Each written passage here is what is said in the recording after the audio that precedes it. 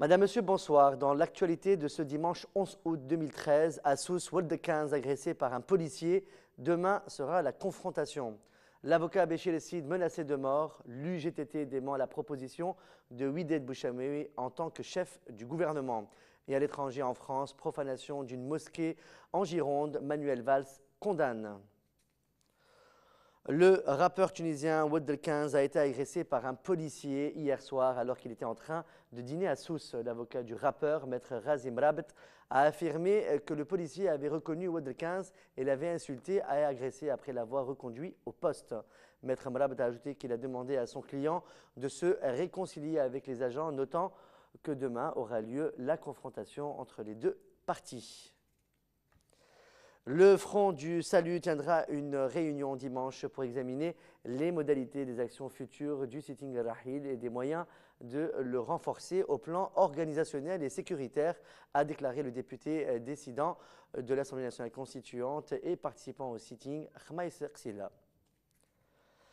Un peu de bourse, l'indice Tunindex de la Bourse des valeurs mobilières de Tunis, BVMT, a clôturé la semaine du 5 au 7 août 2013 en enregistrant une baisse de 0,17% à 4 572,3 points.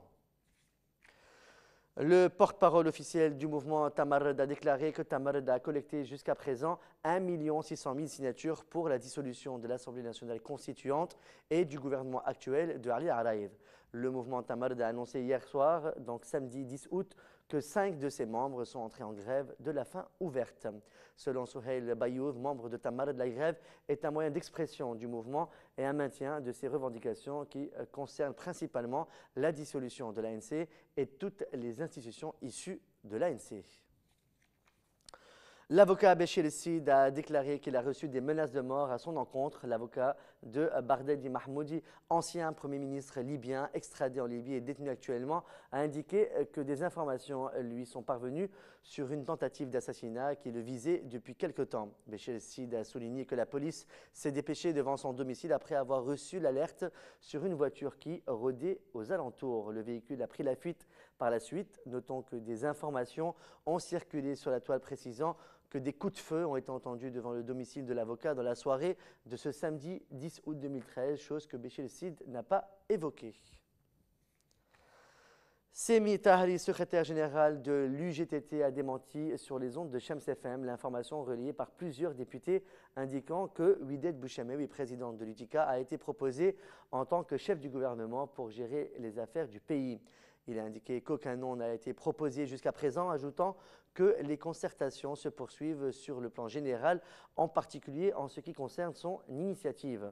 D'autre part, Semi Tahri a précisé que Hossein Abessi et Rachel Ghanouchi se réuniront ce lundi en présence de Mosfa Ben Jafar.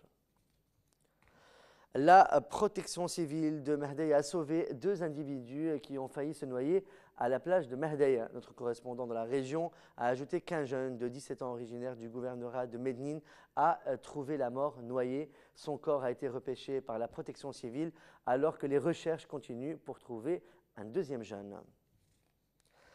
Samir Taïb, dirigeant d'El Massar, a déclaré que des noms ont été proposés pour la formation d'un nouveau gouvernement. Ces noms seront annoncés le 13 août prochain, a-t-il indiqué lors d'une rencontre avec des membres du Front populaire et de Nidetouns. Samir Taïb a expliqué que les noms proposés ne peuvent être exposés qu'après consultation de l'UGTT, l'UTICA et de la Ligue nationale des droits de l'homme ainsi que l'instance des avocats.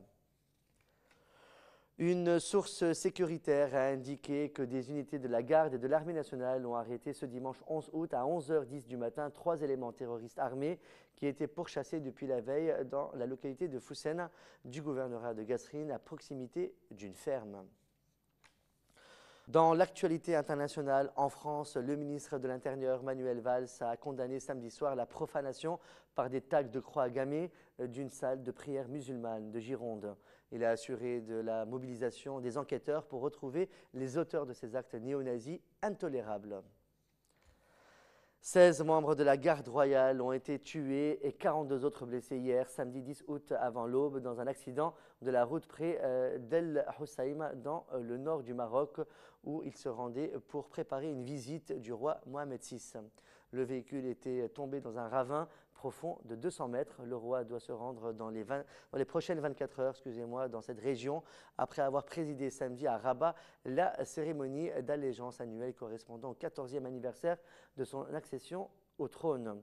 Cette cérémonie annuelle est souvent contestée par les militants du mouvement du 20 février qui réclament des réformes politiques profondes au Maroc. C'est la fin de ce flash de l'actualité sur Tunisnet TV. Merci de votre fidélité. On se retrouve quant à moi mardi soir pour un nouveau flash et demain vous avez rendez-vous avec Amina Mehdi. Bonne fin de soirée sur Tunisnet TV.